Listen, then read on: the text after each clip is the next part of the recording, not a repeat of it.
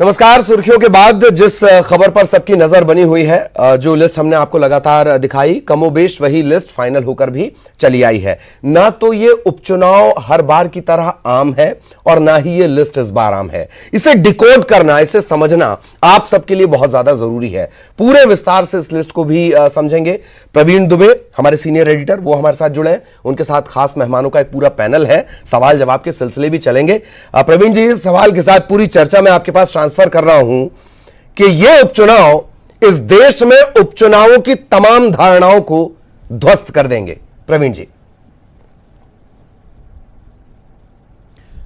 जरूर आप सही करें ललित। आप अभी इसलिए भी बने रहिए कि अभी गेस्ट जो है अभी है नहीं, अभी केवल हम और आप है, और हम दोनों मिलकर ही बेहतर विश्लेषण तब तक करेंगे। तो मैं आपको बता दूं कि जो लिस्ट में देख पा रहा हूं, ये ठीक है कि हमारे जो सहयोगी अनुराग, उन्होंने बहुत पहले ही इसे बिल्कुल सार्वजनिक कर दिया था कि ये नाम हो सकते हैं। कांग्रेस को आपत्ति भी हुई, बल्कि जो पीसीसी चीफ है कमलनाथ, उन्हें भी आपत्ति हुई कि ये नाम गलत है और गलत चला रहे हो आप, उन्होंने व्यक्तिगत तौर पे कहा। लेकिन कमोबेश सारे नाम वही हैं। दूसरा, आप देखो इस लिस्ट को, मैं देख रहा था अभी जितना मुझे वक्त मिल पाया जल्दबाजी में, कि बहुत सारे लोग जो भी आए वो पाते गए।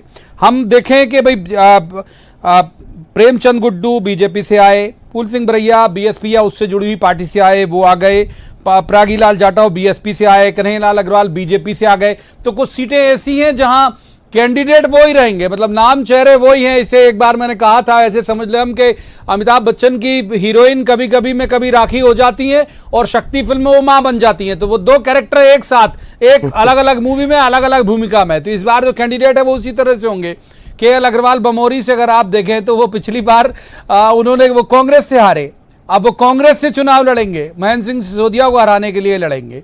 प्रेमचंद गुड्डू हालांकि खुद नहीं लड़े, उनके बेटे लड़े थे, लेकिन उन्होंने इनके खिलाफ चुनाव लड़ा, तुलसीराम सिलावट के खिलाफ। इस बार वो खुद तुलसीराम सिलावट के खिलाफ चुनाव लड़ेंगे और वो कांग्रेस से लड़ेंगे, सिलावट बीजेपी से लड़ेंगे। बहुत सारे गठमट हैं इस पूरे मसले में लेकर, लेकिन जो काबिले गौर बात है वो ये है पूरे उसमें ललित के कांग्रेस ने 3 सर्वे कराए, जो हमारी जानकारी है उसके मुताबिक 3 बड़े सर्वे कांग्रेस ने कराए। बहुत ठोक बजा के उन्होंने वो नाम तय किए। ये कहा जा रहा है कि बिल्कुल अब कोई चूक होने नहीं देगी। रविंद्र सिंह तोमर स्क्रीन पर दिख रहे हैं, ये इनके, अगर मैं गलत नहीं हूं, कोई हमारा वहां का सहयोगी होगा तो टोकेगा कि इनके चाचा हैं शायद शिवमंगल तोमर, जो पिछली बार हारे थे।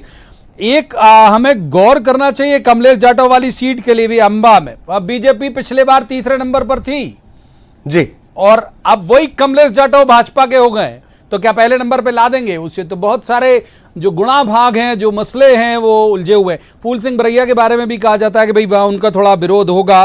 उनके दिनेश गुप्ता हमारे सहयोगी हमारे साथ जुड़े, माफ कीजिए, दिनेश गुप्ता वरिष्ठ पत्रकार हमारे साथ जुड़े हुए हैं, बहुत अच्छे राजनीतिक विश्लेषक भी हैं। दिनेश जी का एक बार रुक कर लेते हैं। दिनेश जी, पहली टिप्पणी आपकी, आप बहुत अच्छे से ग्वालियर चंबल इलाके को समझते हैं। कांग्रेस की सूची के बारे में पहली राय आपके मन में क्या बन रही है? पहली बात तो ये प्रवीण जी कि कांग्रेस ने जो है सारे जितनी उनके उसके बारे में धारणा है उसको जो है एक तरफ रखते हुए जो सूची जारी की है कि चुनाव घोषित होने से पहले सूची जारी होना कांग्रेस में, ये बताता है कि अब जो कांग्रेस पार्टी है उसमें खींचतान कम है, निर्णय कहीं ना कहीं केंद्रित हो गए, जिसके कारण ये सूची, पहली सूची जो है उपचुनाव की, विधानसभा के उपचुनाव की घोषणा से पहले ही जारी हो गई है। दूसरा जो इसमें जो दिखता है प्रवीण जी कि इसमें उन लोगों को कहीं ना कहीं इम्पोर्टेंस मिला है जो दूसरे दल के से लोग आए थे, कांग्रेस जिन्होंने ज्वाइन की थी, जिसे हम कह सकते हैं कि उन्हें अपने क्षेत्र का अनुभव था। जिस क्षेत्र में कांग्रेस पार्टी भारतीय जनता पार्टी से मुकाबला करने जा रही है या सत्ता में वापसी का संघर्ष करने जा रही है, उन्होंने उन लोगों को टिकट दिया है जो उस क्षेत्र के जानकार हैं, समझते हैं और जिनके पास अपनी एक जो है फॉलोइंग होगी। आप उसको जो है रविंद्र सिंह तोमर को भी देखेंगे दिमनी में, तो उन्होंने 2013 में जो है कांग्रेस पार्टी से ही चुनाव लड़ा था, लेकिन 2018 में नहीं मिला था। जब अंबा में जो है सत्यप्रकाश जो है वो बहुजन समाज पार्टी से चुनाव जीत चुके हैं, वहां एक बार तो वो बसपा 18 में शिवमंगल तोमर लड़ गए थे वहां से। आप फूल सिंह बरैया देखिए, एक बार भी, हाँ 18 में शिवमंगल तोमर रहे थे, लेकिन जो 13 में जो थे वो रविंद्र सिंह तोमर ने चुनाव लड़ा था वहां पर। तो इसके बाद आप जो जैसे जैसे आगे बढ़ेंगे, प्रेमचंद गुड्डू को भी कांग्रेस पार्टी जो है उनको एक अपने साथ लाई रही है। विपिन वानखेड़े को देखिए, आपने कांग्रेस पार्टी ने 18 में टिकट दी थी उनको, चुनाव हार गए थे, फिर उन्होंने जो है बहुत ज्यादा हार जीत का अंतर नहीं था, इसलिए उन्होंने फिर से कांग्रेस पार्टी ने जो एक ट्रस्टेड फेस की जो बात करें कुछ इलाकों में, लेकिन कुछ इलाकों में ट्रस्टेड सांची का जरूर मैं एक जिक्र करूंगा दिनेश जी। सांची पर एक बात कर ले मदन लाल चौधरी और प्रभुराम चौधरी। सांची पर क्योंकि ज्यादा गौरीशंकर सेजवार जो है वो वहां अभी तक ये खबरें आ रही कि माने कि नहीं माने, सांची पे भी बात करेंगे एक बार, और एक बार हमको बात करना चाहिए मुझे लगता है गोहद पर भी कि लाल सिंह आर्य मान जाएंगे इन दोनों जगह अगर।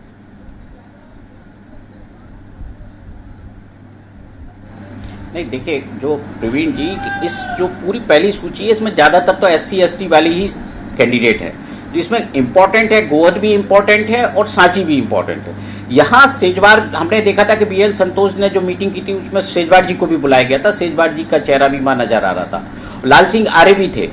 भारतीय जनता पार्टी को ये पता है कि ये चुनौतीपूर्ण है, लेकिन इस क्षेत्रों में जब उम्मीदवार घोषित हो गए हैं तो अब ये संभावना शायद कांग्रेस के लिए थी नहीं कि अब कोई कांग्रेस भारतीय जनता पार्टी से कोई बड़ा चेहरा कांग्रेस में शामिल होगा, तो शायद उन्होंने यही सोच के कि अब और ज्यादा इंतजार करने के बजाय जो उनके पास बेहतर विकल्प है, जैसे गोहद में हम देख रहे थे कि संजू जाटव का नाम बहुत चर्चा में आया था, लेकिन उन्होंने अपना कैंपेन भी चालू किया, लेकिन वो वहां शायद उनके सर्वे में वो फिट नहीं बैठे हों।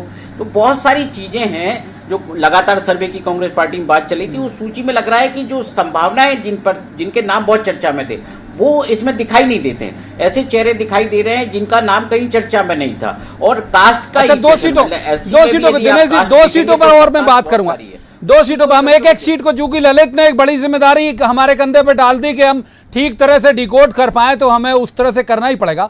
2 सीटों पे बात करता हूं। अनूपपुर लंबे वक्त से बिसाऊलाल सिंह, कितना लंबा कैरियर हो गया उनका, मुझे याद है कि दिग्विजय सिंह की गवर्नमेंट में भी मंत्री हुआ करते थे वो, तो इतने लंबे वक्त से अनूपपुर एक सीट जिसके लिए उन्होंने, कांग्रेस ने जो जोखिम लिया है वो जोखिम ही कह सकता हूं मैं अभी उसे, बाकी जीत जाए तो बहुत बेहतर। विश्वनाथ सिंह कुंजाम एक नाम का, और दूसरा डबरा इमरती देवी के सामने अगर हम देखें तो जो सुरेश राजे, इन दोनों पर कांग्रेस का आपको लगता है दांव ठीक है?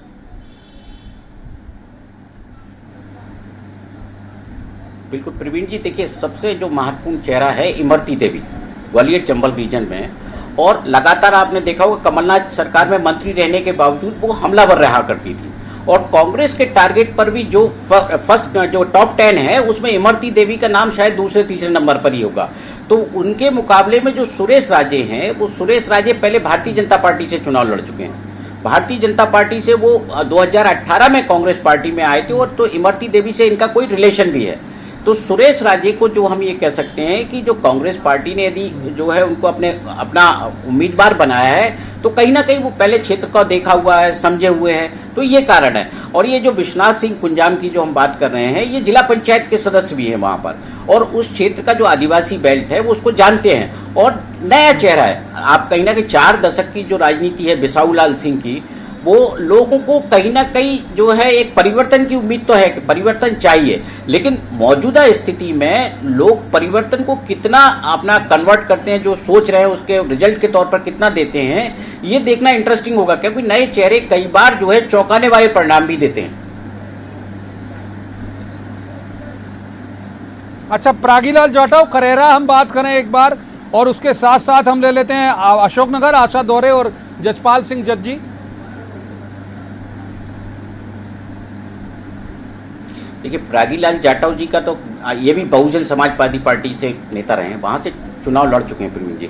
फिर अभी पिछले दिनों ही 2-3 महीने पहले ही वो कांग्रेस पार्टी में आए थे, और इनकी जो है घोषित तौर पर ये माना जा रहा था इसी हाँ अभी आए हैं। तो जो बेसिकली जो मैं फर्स्ट कमेंट में मैंने कहा कि कांग्रेस पार्टी ने जो उस क्षेत्र को समझते हैं, वो जनता उस चेहरे को जानती है, इस बात पर बहुत ज्यादा फोकस किया है। नए चेहरे जो है बहुत, जिन्होंने चुनाव नहीं लड़ा 1-2 चेहरे ही हैं, अन्यथा जो पूरी जो सूची है वो ये बताती है कि कांग्रेस पार्टी ने, जब बहुजन समाज पार्टी है या भारतीय जनता पार्टी है, जहां से जो मिल सकता है वो जो है उन्होंने एक फौज तैयार करने की कोशिश की है। लेकिन जैसे ग्वालियर चंबल का इलाका है जहां सबसे ज्यादा दल बदल हुआ है, वहां इन उम्मीदवारों को जो है अपने सपोर्टर मिलते हैं कि नहीं, वो वहां कितने उपलब्ध हैं, ये जब चुनाव प्रचार की स्थिति बनेगी तब जो है हम आगे देखेंगे कि ये इनकी विनेबल है कि नहीं है।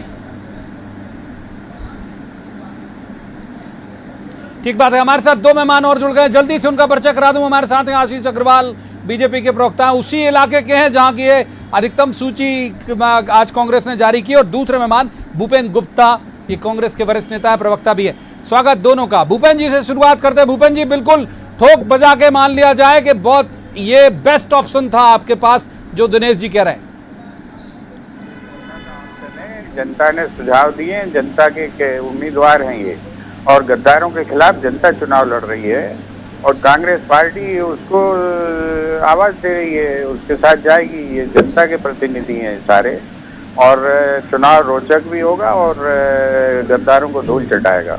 रोचक भी होगा और गद्दारों को धूल चटाएगा। रोचक तो बिल्कुल ठीक है, केवल रोचकता नहीं बनी रहे, मतलब नतीजे आपके पक्ष में आने लायक हैं। ये 15 नाम है, मुझे लग रहा है।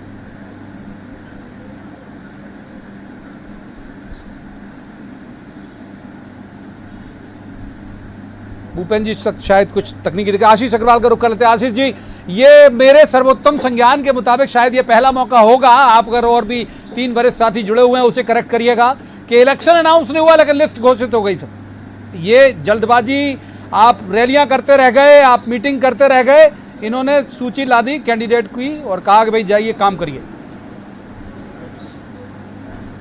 देखिए प्रवीण जी, बड़ा स्पष्ट है कि जिस तरह से भारतीय जनता पार्टी का नेतृत्व जमीनी स्तर पर उतर के हमारे बूथ मैनेजमेंट के कार्यकर्ता को जगा रहा था, जनता के बीच अपने विकास कार्यों को ले जा रहा था, तो कांग्रेस ने, मुझे ऐसा लगता है, ये जल्दबाजी करके ये लिस्ट जारी की है। ये लिस्ट कांग्रेस को मुबारक हो। आज चर्चा का विषय ये होना चाहिए इनमें से कितने लोग अपनी जमानत बचा पाएंगे, क्योंकि जो चुनाव है वो विनाश वर्सेस विकास का चुनाव है। ये भ्रष्टाचार और संवेदनशीलता के बीच जनता चुनाव लेने वाली है।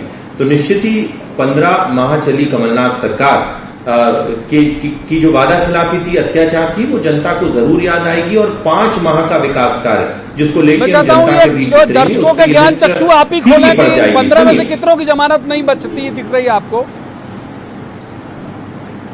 प्रवीण जी, मैं तो ऐसा मानता हूं कि 27 की 27 सीटों पे कांग्रेस किसी को भी घोषित कर दे, कांग्रेस के कैंडिडेट्स की जमानत बचना नामुमकिन है। क्योंकि जब किसान का कर्ज माफ नहीं हुआ, बेरोजगारों को भत्ता नहीं मिला, निराश्रितों को पेंशन नहीं मिली, तो क्या मुंह से जाएंगे ये लोग जनता के बीच वोट मांगने? दूसरा विषय प्रवीण जी, मैं निजी तौर पे ऐसा मानता हूं कि कांग्रेस ने एक बहुत बड़ा मौका अपने हाथ से गंवा दिया। कांग्रेस को इस समय दिग्विजय और कमलनाथ जी के बाद कौन कांग्रेस का 2 दशकों तक नेतृत्व करेगा? 27 ऐसे कैंडिडेट उतारने चाहिए थे जो जनता के बीच एक पॉजिटिव संदेश देते, जो जनता के बीच हमेशा उपलब्ध रहने वाले कैंडिडेट होते। आज इनमें से जितने भी नाम हैं ये सिर्फ चुनाव तक ही सीमित रहेंगे और चुनाव हार के वापस या तो बसपा से अगली बार चुनाव लड़ेंगे या फिर घर बैठ जाएंगे। तो कांग्रेस ने संगठनात्मक एक भूल की है। व्यक्तिगत एक सीट का जिक्र कर लेता हूं। आशीष अग्रवाल, आप उसी इलाके के विशेषज्ञ भी हैं, हालांकि आपका प्रदेश में बहुत अच्छा कमांड है, लेकिन आपकी इलाकाई सवाल कर लेता हूं एक आपसे। जिन कमलेश जाटव जी को आप लेके आए बीजेपी में, उन कमलेश जाटव जी ने पिछले चुनाव में 3रे स्थान पर भेजा था आपको।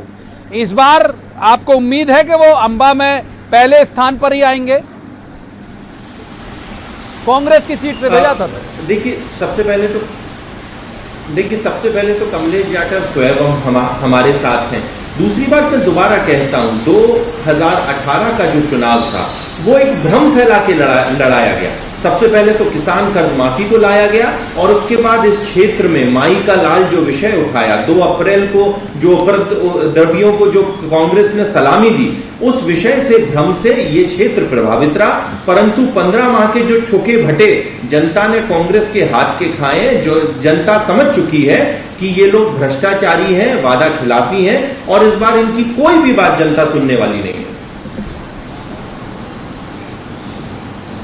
ठीक है, एक बार भूपेन जी का रुख करके फिर दिनेश जी का रुख करेंगे। भूपेन जी, ये कह रहे हैं जमानत नहीं बच रही है इन 15 लोगों की, दावा आप, मैं उम्मीद करता हूं कि सुन रहे होंगे आशीष अग्रवाल जी का।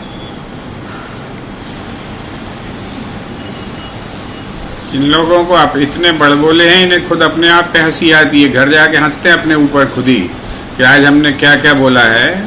ये जो है पाखंडियों की एक पूरी बारात है नीचे से लेके ऊपर तक, जो केवल बड़े बोल बोलते हैं और इनको निर्लज्जता इतनी है कि इसमें कोई शर्म नहीं आती।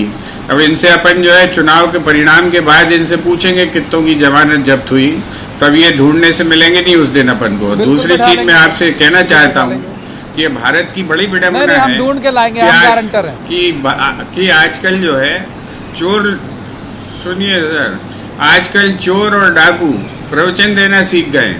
ये इतनी सात्विकता के प्रवचन देते हैं। 15 साल जिन्होंने इस प्रदेश को लूटा, और आज जो है कोविड जैसी बीमारी में जब प्रदेश की 7.5 करोड़ जनता अपनी जान के लिए तड़प रहे हैं, अभी बता रहे मोदी जी के बारे में ही बता रहा हूँ, चिंता मत करो, हवा बंद हो जाएगी, अभी जाओगे जब जनता के बीच में संभल के जाना। और ये जो परिस्थिति पैदा हुई है, जो लोग आटा चोर जो है, ये आटा चोर नहीं है सोनिया गांधी, तुम आटा चोर हो। सोनिया गांधी जो है जानवरों का खाना नहीं खिलाती जनता को, तुम खिलाते हो। सोनिया गांधी का नाम लेने के पहले जो अपनी हाइट देख लो, जमानत पे रिहा है, भ्रष्टाचारी है। सुन लीजिए, तो चीन से अरे भाई, अरे वो तड़ी पार तो नहीं है, तड़ी पार तो नहीं है। अरे वो जो है जानवरों का चावल तो नहीं खिला रही जनता को, वो जनता मुद्दों पे हो जाएगा तो हमारा दर्शक क्या मध्य प्रदेश को समझना चाहता है, इन टिकटों का विश्लेषण समझना चाहता है। एक बार दिनेश जी का, दोनों का रोकूंगा, दिनेश जी का रुक करते, दिनेश जी का एक बार रुक करते। दिनेश जी, ये जो ट्रेंड आपको दिखा यहाँ स्टूडियो में, आऊंगा भूपेन जी बख्तरा का जरूर आऊंगा, एक बार दिनेश जी को शामिल कर लूं। दिनेश जी, ये जो ट्रेंड आपको दिखा अभी स्टूडियो में इस चर्चा के दौरान बीजेपी कांग्रेस में, तो चुनाव आपको लगता है ये उन्हीं मुद्दों पर लड़ा जाएगा, मोदी बनाम सोनिया, मोदी बनाम राहुल, या फिर ये वाला फैक्टर काम करेगा यहाँ का जो कुछ हुआ है पिछले दिनों का घटनाक्रम?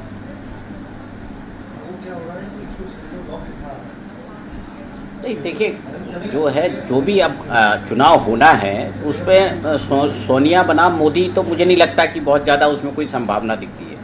जो लोकल इशू हैं, आप अलग अलग जगह की बहुत सारी समस्याएं, चाहे किसानों की ऋण माफी हो, जो कांग्रेस पार्टी पूरी ताकत से उस मुद्दे को उठाएगी, क्योंकि क्या है, वो जिस वादे के साथ आई थी, और ये फैक्ट है कि वो 15 माह में ही सत्ता से चली गई है, तो उसके पास एक्सक्यूज है माफी मांगने का या पूरी कर्ज माफी ना होने का। एक उसके पास जो है एक है जवाब है उसका कि वो क्यों नहीं हो पाई, किस तरह से नहीं हो पाई। जो कोरोना काल है, अब ये भी एक इशू होगा चुनाव में, ऐसा नहीं है कि इसको पूरा जो है आप रिजेक्ट कर देंगे। तो ऐसे जो बहुत सारे हैं, चाहे बिजली के बिलों का मुद्दा हो या बहुत सारे जो मुद्दे हैं जो अभी अंडर करंट है, आप ऐसा नहीं है कि वो इनको आप केवल एक लीडरशिप पर या सरकार बदल गई तो सब कुछ ठीक हो गया, ऐसा हो जाएगा, ऐसा मुझे लगता नहीं है। तो इतने सारे मुद्दे जनता के बीच अभी चल रहे हैं, वहां जो भी राजनीतिक दल उनको हवा दे देगा, चाहे शिवराज सिंह जी चौहान अपनी संबल योजना को फिर से प्रोजेक्ट करें, फिर नए सिरे से लोगों को बताएं, तो शायद हो सकता है कि वो लोगों को अपील कर जाए कि जो कन्यादान योजना का पैसा नहीं मिलता था, लैपटॉप की राशि नहीं मिलती थी। आपको याद हो प्रवीण जी, हम लोकसभा में जो है शिवपुरी में जब लाइव कर रहे थे तो वो ये विषय बच्ची ने उठाया था किसी ने कि जो है लैपटॉप वगैरह मिलना बंद हो गए, कांग्रेस की सरकार आई तो कहीं ना कहीं ये जो इस तरह की जो चीजें, जो योजनाएं बंद हो गई थी कमलनाथ सरकार में, ऐसी बात है, स्टूडेंट ने खड़े होकर बोला था, पॉपुलर स्कीम थी, वो स्कीमों को फिर से शिवराज जी, स्टूडेंट ने खड़े होकर बोला था। तो शिवराज जी, आप देखिए कि कल की भी चुनावी सभा में, जिसे हम चुनावी सभा ही कहेंगे, भले ही लोकार्पण वगैरह हो रहा हो, उसमें उन्होंने कहा कि मेरी भांजे भांजियों को लैपटॉप नहीं मिलते थे, साइकिल नहीं मिलते थे। मतलब वापस हम उस रास्ते पर जा रहे हैं जिनको लेकर हम लोगों में नाराजगी। हमारे सहयोगी का रुख करेंगे, हमारे सहयोगी हमारे साथ जुड़े हुए हैं, उनके साथ गेस्ट हैं, देखते हैं एक बार उनका रुख करते हैं।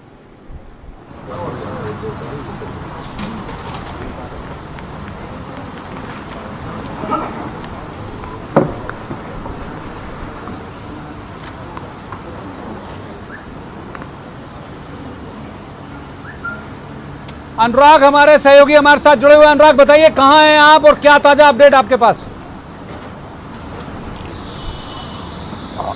देखिए प्रवीण जी, मैं इस समय पूर्व नेता प्रतिपक्ष और कांग्रेस के सीनियर लीडर अजय सिंह जी के यहाँ हूँ, और अजय सिंह जी से ही बात करते हैं कि जो 15 सूची के नाम जो तय किए हैं कांग्रेस पार्टी ने, आपके मुताबिक कितने सही हैं और क्या वाकई में जिताऊ उम्मीदवार हो सकते हैं कांग्रेस पार्टी के लिए? वाकई में जिताऊ उम्मीदवार नहीं, जीते हुए उम्मीदवार हैं। 15 के 15 जो आज डिक्लेयर हुए हैं, ये सभी जीतने वाले हैं।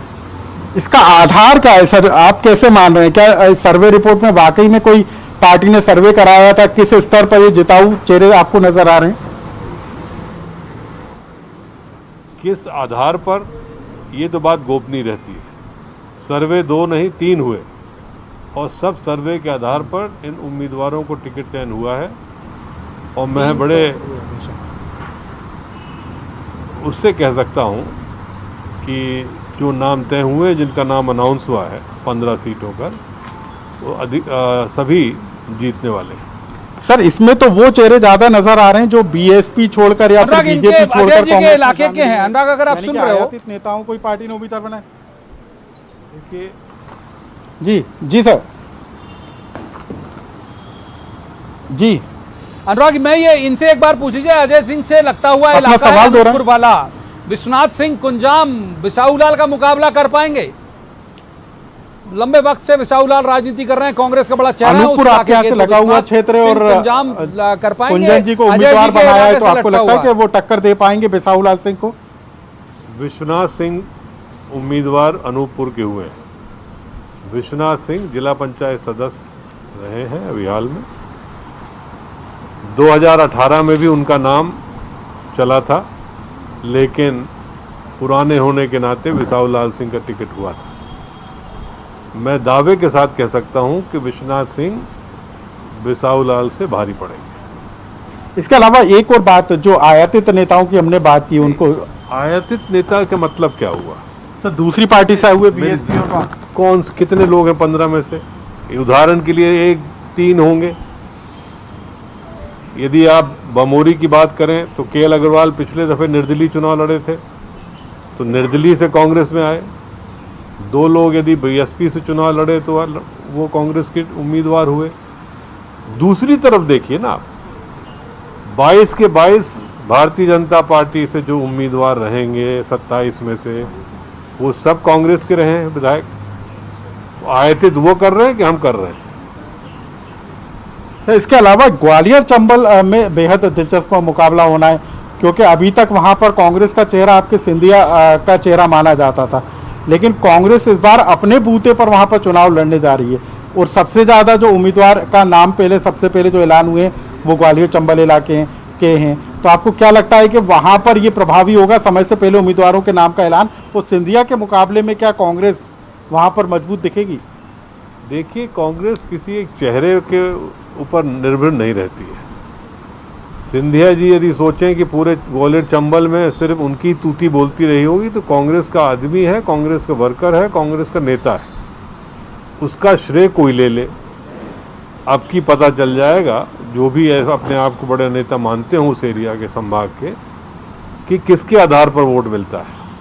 पार्टी के आधार पर मिलता है कि आप चेहरे के आधार पर। अजय जी, एक और सवाल कि ये 15 सीटों पर नाम ऐलान किए हैं।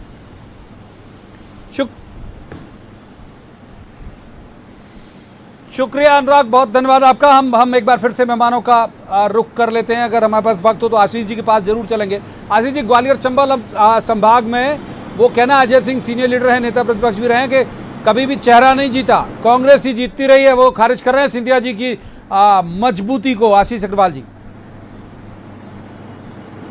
देखिए, ये तो पूरी दुनिया जानती है कि कांग्रेस तो नेता आधारित दल ही है, चाहे केंद्र हो चाहे राज्य हो। दूसरी बात, जो अभी 67,000 कुछ जो कार्यकर्ता कांग्रेस के भारतीय जनता पार्टी में शामिल हो गए हैं, उसके बाद क्या इनको मतदान केंद्र पे भी कोई एक एजेंट मिलेगा?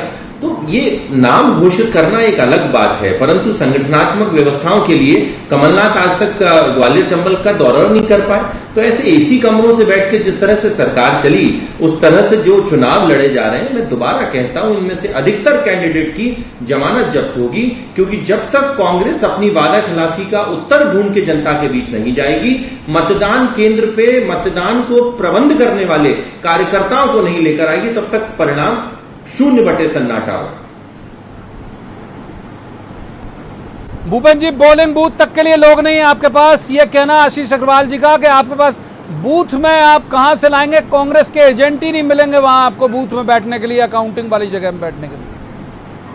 इन लोगों का दिमाग जो है लॉकर में जमा रहता है नागपुर के, और ये कल्पनाशीलता से जो है नई नई बातें बनाते रहते हैं। और आपका 10 जनपद में और 10 जनपद वालों का चाइना में इनकी कल्पनाशीलता का आप जो है अंदाजा नहीं लगा सकते। ये जो बड़बोले लोग हैं, इन्हें अभी पता चल जाएगा। ये फील्ड में चले जाएं, जरा एक ट्रांसपेरेंसी खुद ही चुन लें और जरा घूम आए। वहाँ से जब लौटेंगे तब लखपत इनसे पूछना कि क्या हाल चाल है। अभी इनने जनता का ना तो आक्रोश देखा है, बच्चे हैं, और ना इन्होंने जनता की रिएक्शंस देखी हैं कि कैसी होती हैं। मैं 20 चुनाव में काम कर चुका हूँ, मुझे मालूम है कि पब्लिक कैसे बिहेव करती है। इनको तो अभी अंदाजा नहीं है, 20 आदमी की भीड़ में नहीं घुस पाएंगे ये। तो ये अभी जो है ये बातें सुनते रहिए, इन्हें सिखाई गई बातें हैं ये, इनकी अपनी भूपेंद्र जी जरा ये तो बताइए, आप मतदान केंद्र तक कार्यकर्ता कहाँ से लाएंगे? अभी जो है आपको पता ही नहीं है कि हमारे पास क्या है मतदान केंद्र में। चुनाव नहीं जीते जाते।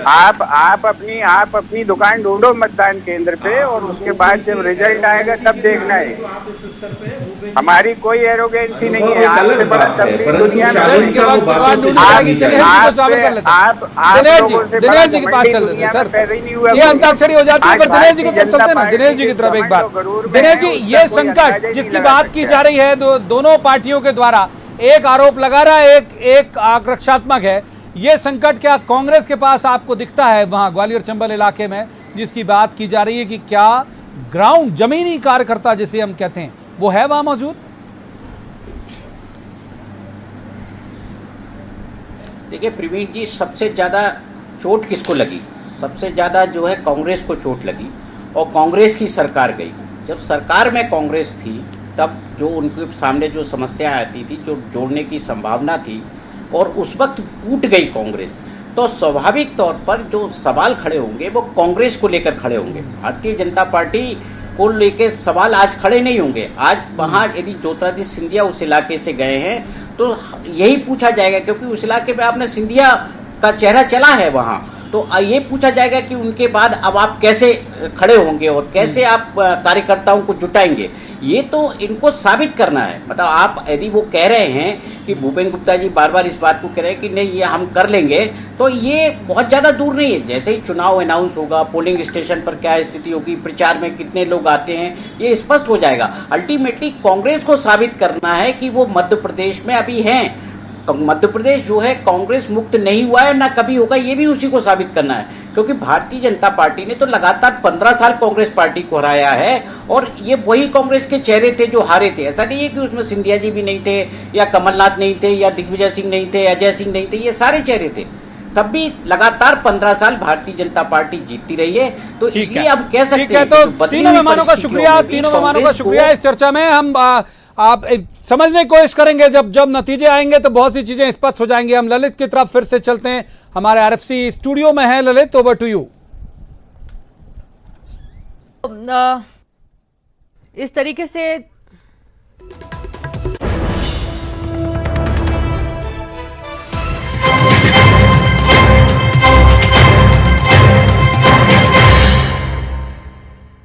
Vico Turmeric